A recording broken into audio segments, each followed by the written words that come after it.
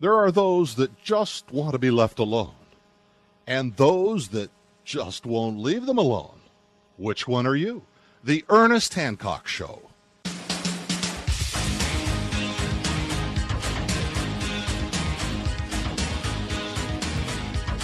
Okay, now what I'm showing you here, just go ahead and take a look. This is another version of this, and I think it's kind of similar to what Bob was doing, is you just are creating hot air with a panel that has air behind it, so it's heating it with the sun. And I tell you, I don't care where you're at. You got sun going on something, it gets hot. There's no getting around it. Now, it's more efficient if you have glass or plexiglass, something clear over it so you're not leaking the air because, you know, when it's cold and it's snowing out and so on, you want to get onto this hot plate. You know, it's anything, it's corrugated. I tell you what, I remember what he used. It was tin roofing.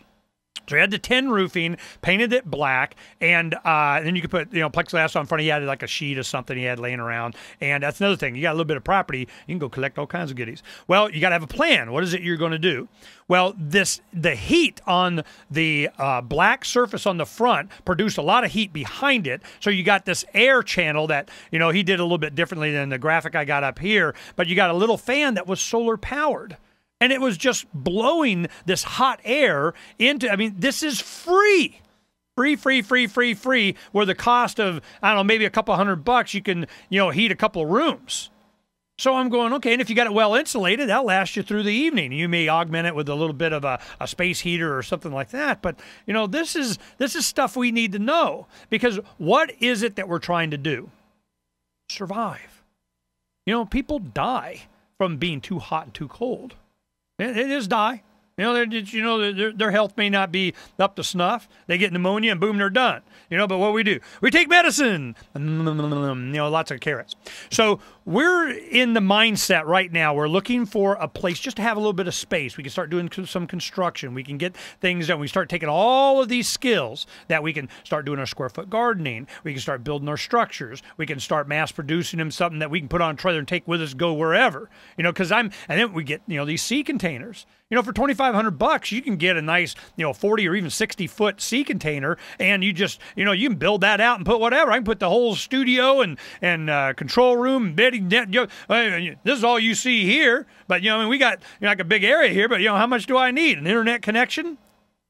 I can do Freedom's Phoenix and radio show and everything from Lone Prairie up. Well, this is the kind of things that we're thinking at this time. We've known this for a long time. So for over a decade at least, we have been adding to our skill set. As I'm raising my children, you know, that's why my two sons are machinists.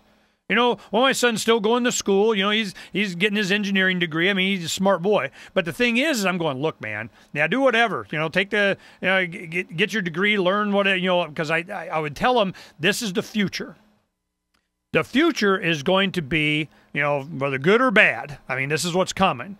Good or bad, there is going to be direct brain interface with electronics. Here it comes. They're going to augment us with whatever. You're going to be able to, you don't need a cell phone anymore. You just, you know, plug in the back of your head. It's going to be Matrix. You know, or are you going to defend against it? Or are we going to embrace it? Or are we a part of it? You know, whatever. You know, I remember we did a book, the human interview with a gentleman wrote a book called The Human Cyborg. And what he was saying, and he made a good point. He goes, we're already cyborgs.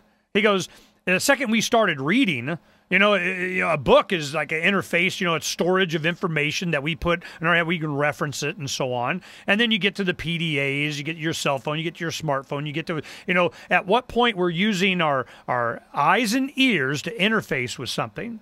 You get on your virtual bodysuit, you can even get, you know, a tactile stimulation. So I'm going, all right, you know, at what point do you stop putting, you start putting stuff inside your head? You do direct access because you can already use the optic nerve with different light pulses and so on, start implanting stuff. So we're going, okay, so do we need to learn more about it? Do we just say, heck, man, I don't want to go anywhere near this? It came up when I was at one radio station. And there was a weekend show of these two young guys that were big on video games. They had, man, it was all about the latest and the greatest and the new whatever. And I remember I was driving somewhere, I was listening to them, and I go, you know, I'll call in. And I called in and I said, you know, guys, it's Ernie, you know, hey, what's up? How you doing? Blah, blah, blah. I go, I want to ask you a question. if they could enhance your video game pleasure or your porn or whatever the heck it is they want to interface, I go, if they could do that by, getting you an implant and jacking into your skull, would you do? Yep, absolutely. Can't wait. That's what we're waiting. Get it going, man. Go, go, go, go, go. And I'm like, wow, man, I'm not sure that's the right attitude. But you have the ability to be able, this is what's coming. I'm worried about that. That gives, direct access to my brain. I choose not. But you need to be able to understand so I said medicine, if you're interested in medicine, as my kids were younger, growing up, if you're interested in medicine, start researching, reading about, looking at the interface our brain would have with electronics.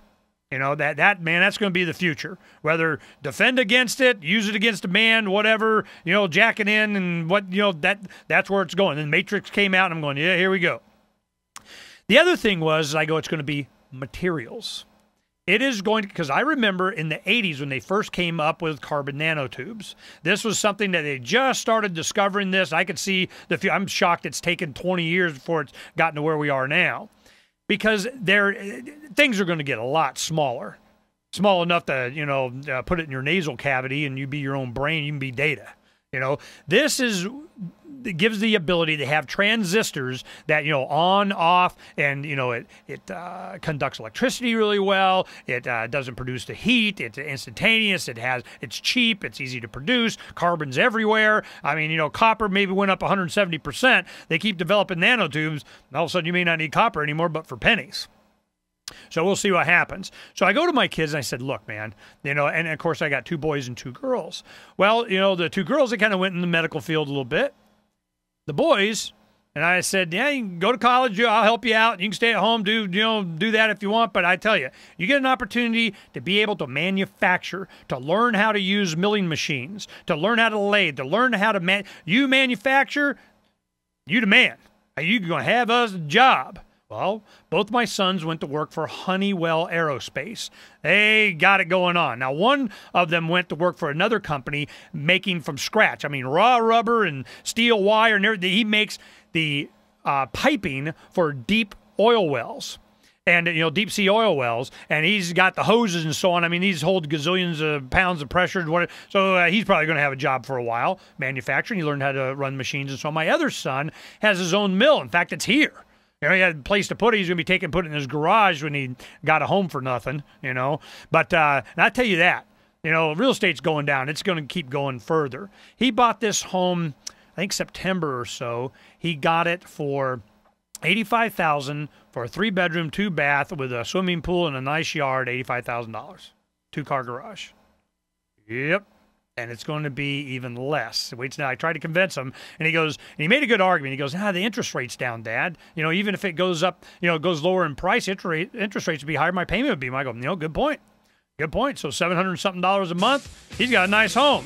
And the skills to manufacture anything Dad needs. Yeah, I like that. I like it. I need a widge bag and whatever, right here. You know what he's making now? Wooden picture frames for Christmas for everybody. Zzz, zzz, zzz, zzz, zzz, zzz, and it spits it out. Yeah, got all kinds of skills. The Hancock family. What skills do you got? Can you lay brick? Well, you can do papercrete. Yeah. Well, go ahead and go to the freedomsphoenix.com. Go in there and you'll see all these links. We'll be right back.